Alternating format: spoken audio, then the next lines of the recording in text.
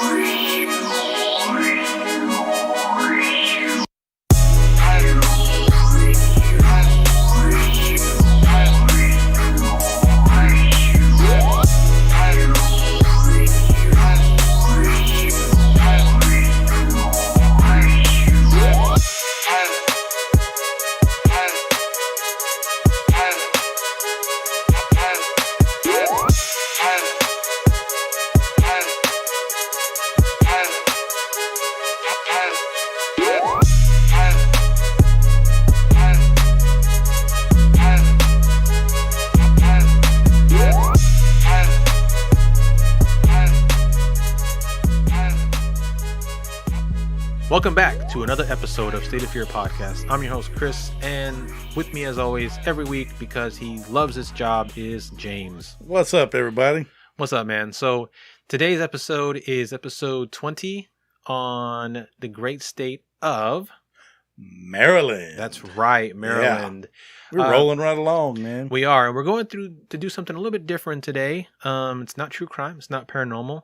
It is a travesty. But, it is equally messed up. Let's just put it that way. We are going to discuss the Edgewood experiments that took place in Maryland. Before we do that, I do want to discuss some of the more well-known experiments that have happened over the course of history. A few that aren't as well-known but are equally as messed up as well. Yes, indeed. And that's an unfortunate part of our history. It is. There has been a ton of human experimentation in all cultures. Yes. But unfortunately, a ton here in the United States. Yes. Over time. Mostly dealing with military personnel or other expendable types like prisoners. Yeah. And stuff like that. And even handicaps. Unfortunately. Yeah, but let's get into some of the some other experiments real quick before we start our episode, shall we? Yeah. All right. So the monster study took place in Iowa in 1939 at the University of Iowa. The researchers were Wendell Johnson and Mary Tudor, and they conducted a stuttering experiment on 22 orphan children in Davenport, Iowa. We may need to get into more detail on this on our next Iowa episode because I hadn't heard about this before, and it sounds pretty interesting. Yeah. So basically, they were separated into two groups. The first group received positive speech therapy where they were praised for speech fluency.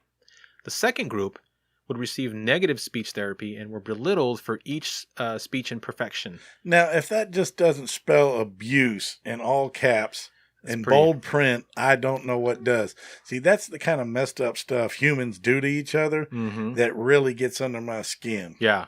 Yeah, it's really, I mean, for orphan children, too, let's get a stuttered kid and let's yell at him. Yeah. That's messed up. Normal speaking children in the second group developed speech problems, which were then retained for the rest of their lives. Of course. I mean, it's negative reinforcement. Traumatized them. Yeah.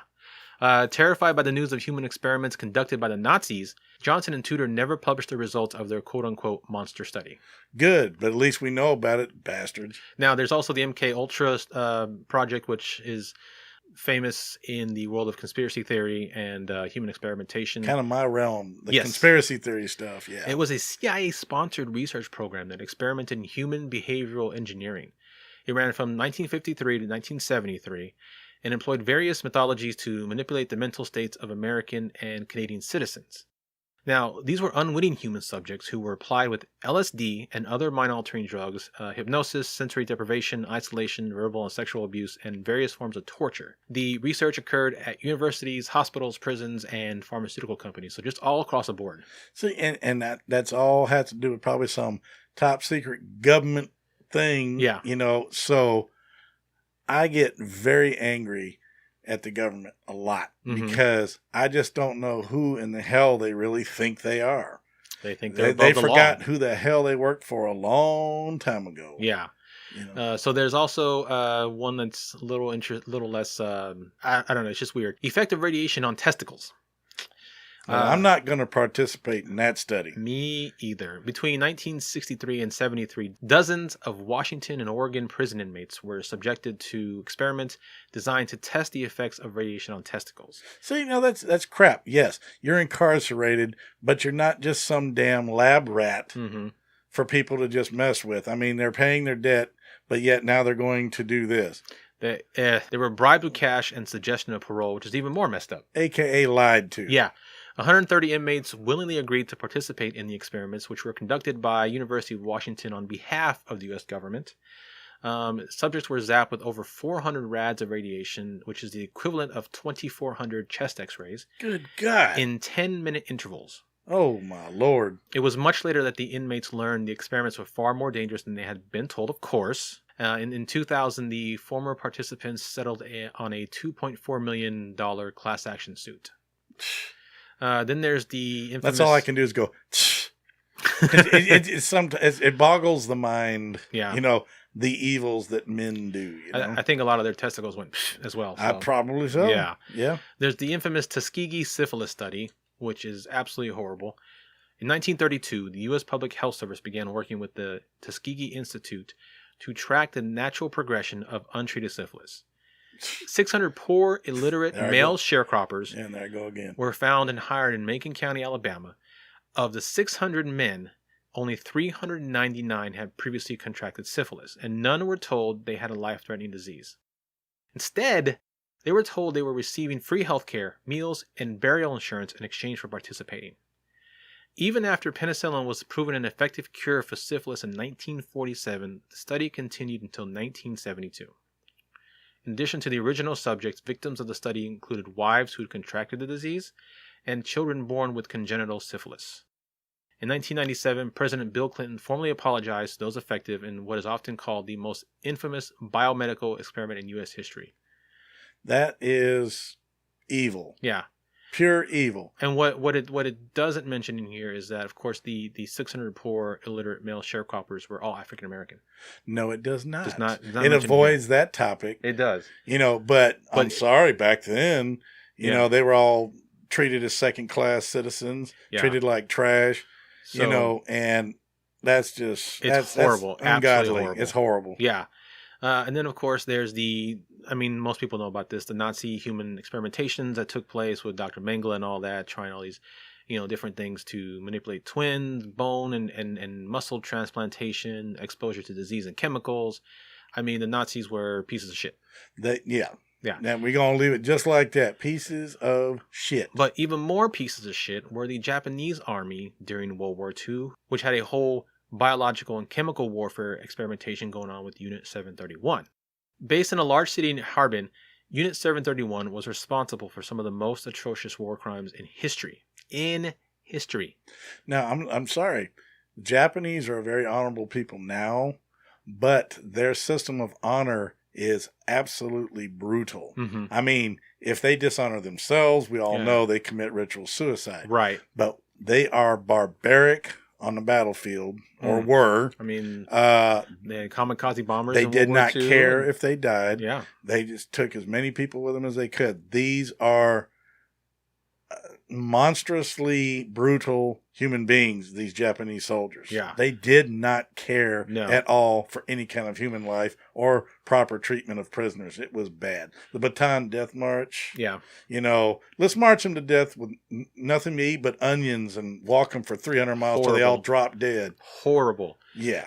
Chinese and Russian subjects, men, women, children, infants, the elderly, and pregnant women, were subject to experiments which included the removal of organs from a live body, amputation of the study of blood loss, German warfare attacks, and weapon testings.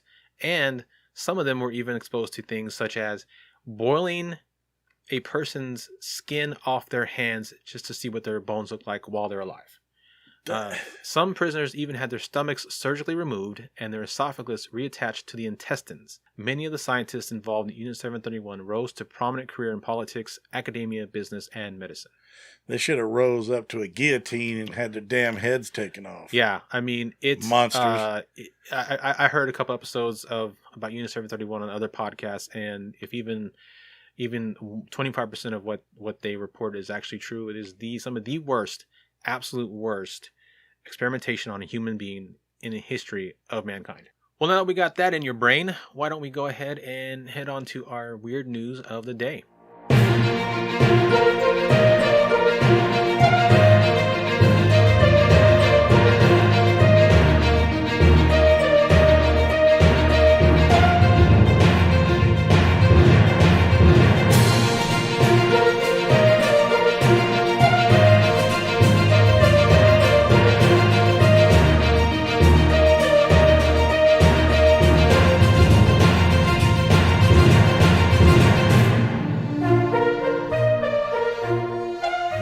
Well, since we've started out on such a glum note this episode, I'm going to bring things back up for a minute here. Our weird news of the day. So what we're going to talk about today is an article dated 28 May of 2020 from the UK, so you know it's going to be interesting.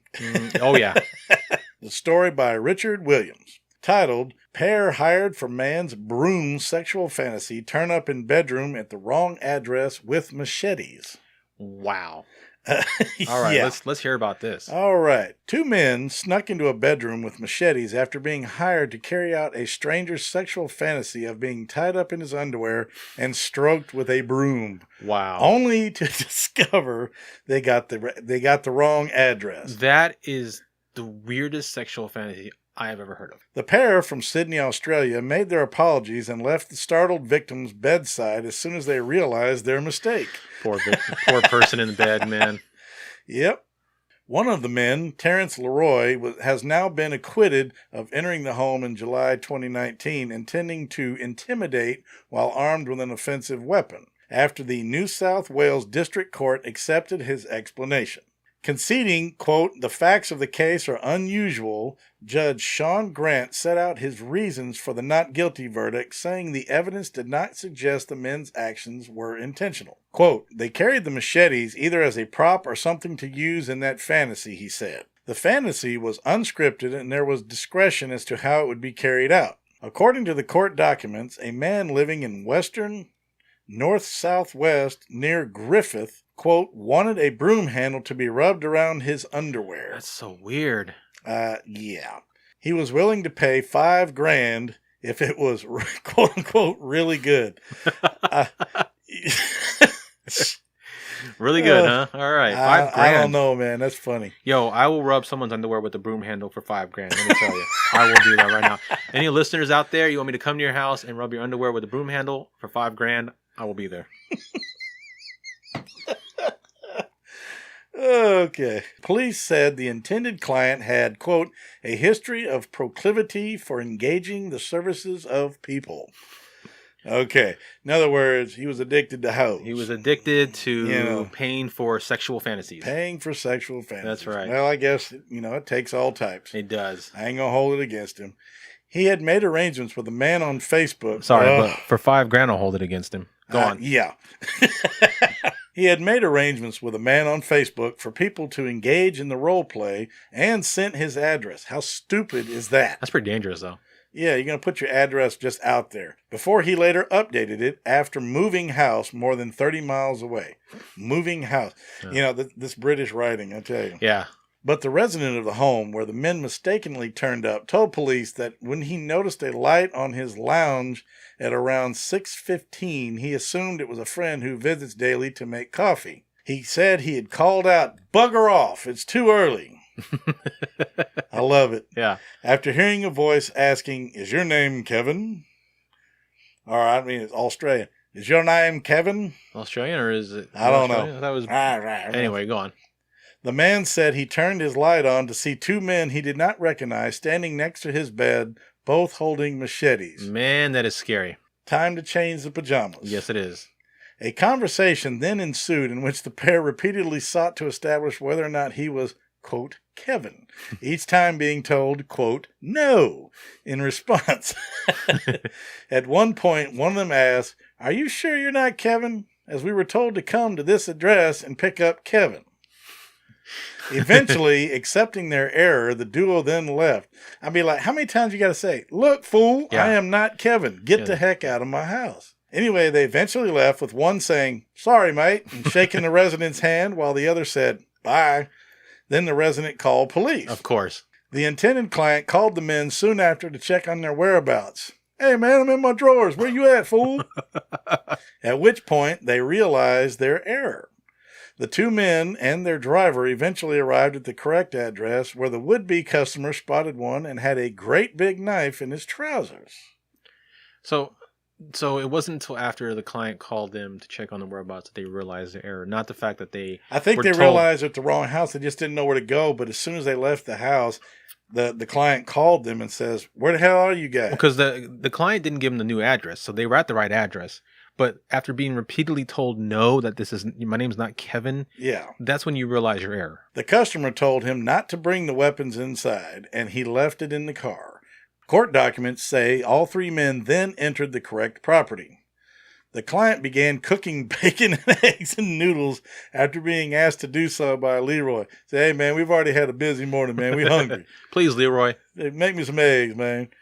Who then fell asleep on the couch. Oh, Lord. Police arrived at the property around an hour later and arrested Leroy and the other man who appeared in the incorrect bedroom.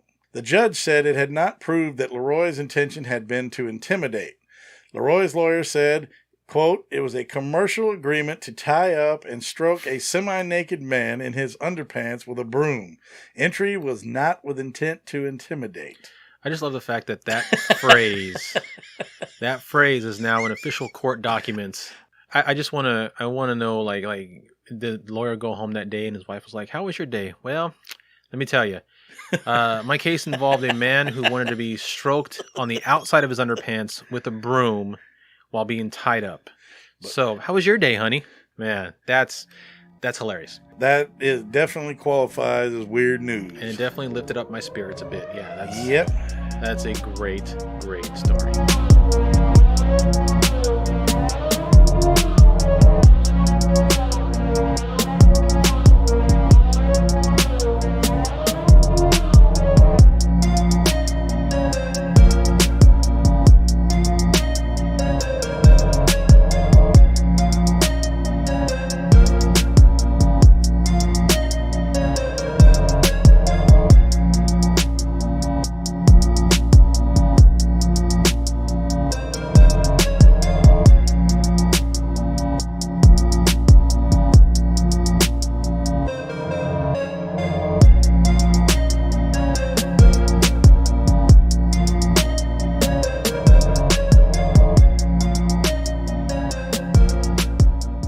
So from 1948 to 1975, the U.S. Army Chemical Corps conducted classified, that is a lot of C's, that's almost like a tongue twister. Chemical Corps conducted classified human subject research at the Edgewood Arsenal facility in Maryland. The purpose was to evaluate the impact of low-dose chemical warfare agents on military personnel and to test protective clothing, pharmaceuticals, and vaccines. A small portion of these studies were directed at psychochemical warfare and grouped under the prosaic title of the, quote, Medical Research Volunteer Program from 1955 to 1975. Yeah, what word doesn't belong in that phrase? Volunteer. Volunteer, yeah, exactly. No, that's ordered to participate. Yeah, but they should have called it voluntold. Yes, as veterans and ex-Army personnel, both of us are ex-Army. Yeah. Of course, this kind of behavior and occurrence doesn't, at least not to our knowledge, occurred in our day when we were serving. Right. However, back in these days, it was perfectly acceptable to lose a certain percentage of soldiers during training. Right. And, and stuff like that. So if they killed a few people, they're like, oh, well, like live fire exercises, things like that. So if people were to die, there was an acceptable percentage that you were allowed to lose in training. Nowadays, they don't do that, of course. It's very safety conscious in training and stuff like that. But back then, the regard for a soldier's life was pretty low. Now, I'm going to go on I hate to say it like that, but it's kind of true. I'm going to go on a conspiratorial rant real quick. Not a rant, but kind of take a page from your book. I think there are still secret programs going on that are done using soldiers or even prisoners or civilians, but they just haven't been found out yet. I think we'll find out about them in the next 20 or 30 years. Yeah. I don't think the government is not one to learn from its mistakes. No, it is not. Because it thinks it learns from its mistakes and gets better at keeping things secret, but everything comes out in the end. And so I still think there are things going on. They're just, they're a little bit, I don't say better about keeping it under wraps, but eventually it will come out. And these are probably some organizations or some kind of black site stuff, some off-site stuff. Off the grid, not under government control, but maybe government. Like part of the, going to another conspiratorial rant, the shadow government within the government that supposedly is in charge of everything in the world, from UFOs to the price of gas to everything. They small group like Majestic 12 that just are in charge of everything, and they're the actual government that maintains everything, not the government we see and we know of. You telling me the high table? The high table, whatever you want to call it, high table, Majestic 12, whatever you want to call it. I think those are the ones that the handle all the black site stuff. Yeah, and I agree with that. So the MRVP, as it's come to known, was also driven by intelligence requirements and a need for new and more effective interrogation techniques. Overall, about 7,000 soldiers took part in these experiments that involved exposures to more than 250 different chemicals, which was according to the Department of Defense. Some of the volunteers exhibited symptoms at the time of exposure to these agents, but long-term follow-up was not planned as part of these studies. The experiments were abruptly terminated by the Army in late 1975 amidst an atmosphere of scandal and recrimination as lawmakers accused researchers of questionable ethics. Agent Orange. Yeah. Oh, yeah. To point to that, Agent Orange is a big one from Vietnam. Huge. What do we have later on? Gulf War Syndrome. Oh, yeah. And that's really recent. Mm-hmm. Yeah. So, they're still going on. Many official government reports and civilian lawsuits followed in the wake of the controversy. Now, some of the chemical agents that were tested on volunteers include chemical warfare agents and other agents, including VX, sarin gas, organ phosphorus and carbamate pesticides, mustard agents, nerve agents including atropine and scopolamine, reactives as the common OP antidote, psychoactive agents including LSD, PCP, cannabinoids, and BZ, irritants, and of course the more mundane agents, alcohol and caffeine. You gotta love it. Let me tell you, I would not mind being part of an alcohol and caffeine experiment. Yes. Give it to me. That's okay. Yeah. All the rest of that stuff? No. To hell with it. To hell with it. No, but see, that just goes to show you that we weren't doing this, in my opinion, we weren't doing this to harm our own. We were doing this to prepare for enemies like Russia, like China, like possibly even Japan, because of the fact that they are brutal in their tactics. And they have these they don't fight by some set of rules like we do. See, we fight by a rule of, we fight by ethics and rules. A lot of these other countries don't do that, so we have to prepare for them to play dirty. Right. And they're going to do it. They are. They'll launch chemical weapons, stuff like that. And I'm not going to point at anybody else. I don't want to make nobody mad, but that's just the way it is. We have to prepare for the nastiest that man has to offer. So, yeah, you're going to go through stuff like this. You're going to see stuff like this. It's unfortunate and sad, but it's just the way it is. Yeah. In the late 1940s and early 50s, the U.S. Army worked with Harvard anesthesiologist Henry K. Beecher at his interrogation camp at Camp King in Germany on the use of psychoactive compounds such as mescaline and LSD, including human subject experiments and debriefing of former Nazi physicians and scientists who had worked along similar lines before the end of the war. In the 1950s, some officials in the U.S. Department of Defense publicly asserted that, quote, forms of chemical and allied warfare as more humane than existing weapons. For example, certain types of psychochemicals would make it possible to paralyze temporarily entire population centers without damage to homes and other structures.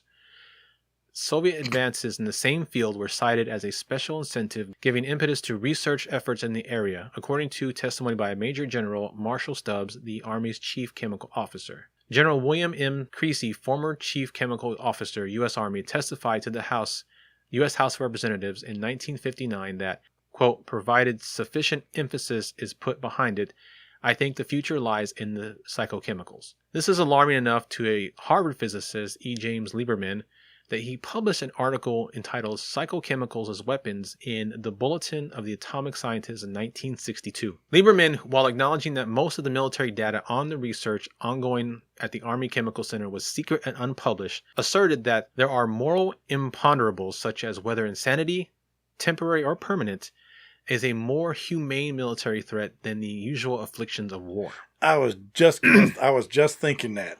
You're going to sit there, and what you do is a flyover, and you'll basically crop dust the enemy soldiers with a psychosomatic drug of some sort, inducing them to hallucinate and go crazy, where they'll basically start either killing each other, lose their minds, or go completely paralyzed and die. Yeah. You know, that's why it's pretty much illegal. Right. They exist, but their use in combat is... It's forbidden. It's forbidden by the Geneva Convention. But yet, why do we have this crap? And I'm a military man, but why do we have it? We don't need it, but we have it as a deterrent, just like we do everything else, because other countries that hate us or other threats, that we face have chemical weapons. I mean, it's documented. It's like, why do we have the nuclear triad? I mean, do we need nuclear missiles that are able to be deployed by land, sea, and air? Probably not, but we have them as a deterrent. That's the way from other countries. Yes, because if they take out one form of launching, we have enough. We have enough in the ocean alone to annihilate the planet. God knows how many times over. Right. God knows how many land-based missiles we've got everywhere. Mm-hmm. We don't just have them in the U.S. They're everywhere. No, land, space, and air, man. Yes, sir. It's the SEALs. All right, so let's get into some of the experiments. So, must we? Unfortunately, it's part of the episode, so yeah. Yes, sir. The Edgewood Arsenal human experiments took place from approximately 1948 to 1975 at the Medical Research Laboratories, which is now known as the U.S. Army Medical Research Institute of Chemical Defense, at the Edgewood area, Aberdeen Proving Ground, Maryland. The experiments involved at least 250 chemical substances, but focused mainly on mid-spectrum incapacitants such as LSD, THC derivatives, benzodiazepam, which is that's like an anti-shaking drug. It calms it keeps you from shaking. A lot of soldiers take it if they're in high tense situations. Gotcha. But yeah. And BZ. Around 7,000 U.S. military personnel and 1,000 civilians were test subjects for almost 3 decades. A concrete result of these experiments was that BZ was weaponized, although never deployed. According to DoD FAQ, the Edgewood Arsenal experiments involved the following, quote, rough breakout of volunteer hours against various experimental categories, end quote. An independent study course for continuing medical education produced by the U.S. Department of Veterans Affairs, Health Effects from Chemical, Biological, and Radiological Weapons, published October 2003, presents the following summary of the Edgewood Arsenal experiments. Renewed interest led to renewed human testing of the Department of Defense, although ultimately on a much smaller scale. Thus, between 1950 and 75, about 6,720 soldiers took part in experiments involving exposures to 254 chemicals conducted at the U.S. Army laboratories at Edgewood Arsenal, Maryland. Congressional hearings into these experiments in 74 and 75 resulted in disclosures, notifications of subjects as to the nature of their chemical exposures, and ultimately to compensation for a few families whose subjects who had died during the experiments. See, no, oh man. These experiments were conducted primarily to learn how various agents would affect humans. Which I said earlier. Yeah, right. That's why they did. They got to see what it does to see how they can use it protect in the field. Against it. Right. Yeah. Other agencies, including the CIA and Special Operations Division of the Department of the Army, were also reportedly involved in these studies. Only a small number of all experiments done during this period involved mustard agents or lewisite. Records indicate that between 1955 and 1965, of the 6,720 soldiers tested, only 147 human subjects underwent exposure to mustard gas at Edgewood. See, now mustard gas, they already know what that does to people. Well, but I guess they had to test the masks. More thorough, I guess, than experiments. There ain't no getting over that. No, Mustard gas not. gets in your lungs. It fries your bronchial tubes. You're done. Yeah. Oh, yeah. Yeah, you're done. Jeez. Unless you're Hitler, who was exposed to it but somehow lived. Yeah. Bastard. I know. According to the 1984 NCR review, human experiments at the DoD's Edgewood Arsenal involved about 1,500 subjects who were experimentally exposed to irritant and blistering agents, including CN, CS gas, PS gas, Adamsite, other ocular and respiratory irritants, and mustard agents. For example, from 1958 to 73, at least 1,366 human subjects underwent experimental exposure, specifically with the riot control agent CS at Edgewood Arsenal. Of these involved in the experiments, over 1,000 subjects were exposed to aerosolized CS, 180 subjects were exposed dermally, 82 subjects had both skin applications and aerosol exposures, those 82 poor souls. Yeah. And finally, 31 subjects experienced ocular exposure via direct CS application to their eyes. I take it back, those 31 poor souls. Yeah. Now, that being said, you know and I know, when we served, we went through the CS gas chamber. Yeah.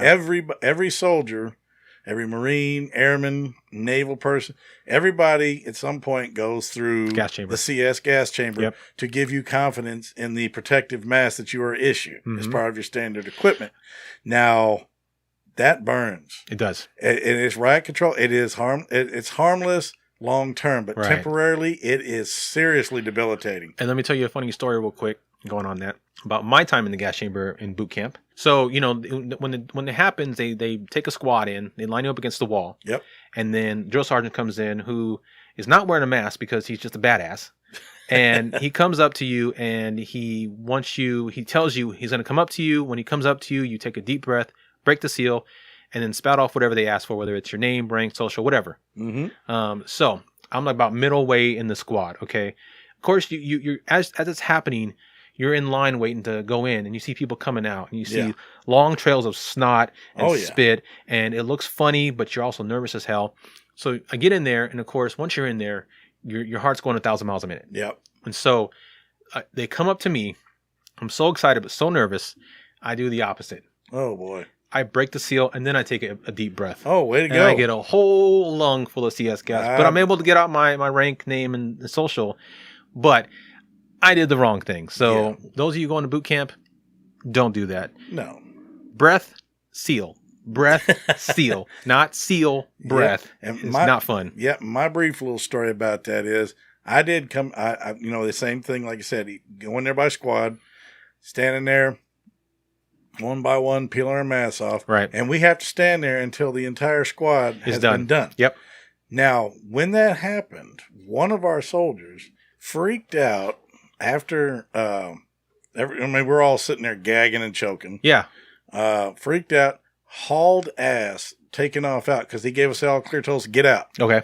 He flew out the door. Oh, yeah. After being instructed, do not do that. Right. You go out, you take a left. He ran smack dab into the brick wall. Oh. There was about 10 feet outside the door. It wasn't like right there, but there was like a secondary building. Yeah. He flew right out and smacked into it. Came staggering back, KO'd himself, and fell back inside the building in the gas and was choking unconscious. He was unconscious, but his body was crap trying to reject it, even out cold. So, yeah, we had to drag his ass out of there. It was hilarious. Yeah, at the time it was hilarious, yeah. Yeah, it was funny after we were already out, but I'm going to tell you what, that ain't no joke. It's no joke, man. That CS gas is nasty. It is nasty. Most of the experiments involve tests of protective equipment and of subjects' ability to perform military tasks during exposure. In the mid-1970s, in the wake of many health claims made regarding exposure to the agents, the U.S. Congress began investigations of possible abuse in experiments and inadequate informed consent given to the soldiers and civilians involved. You think? There was a whole bunch of that going on, let me tell you. Yes. Now let's talk about the scandal real quick and the termination, just real quick, briefly. In 1975, September, the MRVP, or the Medical Research quote-unquote volunteer program, was discontinued and all resident volunteers were removed from the Edgewood installation. The founder and director of the program, Dr. Van Murray Sim, was called before Congress and chastised by outraged lawmakers who questioned the absence of follow-up care for the human volunteers. An Army investigation subsequently found no evidence of serious injuries or deaths associated with the MRVP, but deplored both the recruiting process and informed consent approach, which they characterized as, quote, suggesting possible coercion, end quote. Yeah. Oh, man, I'll tell you.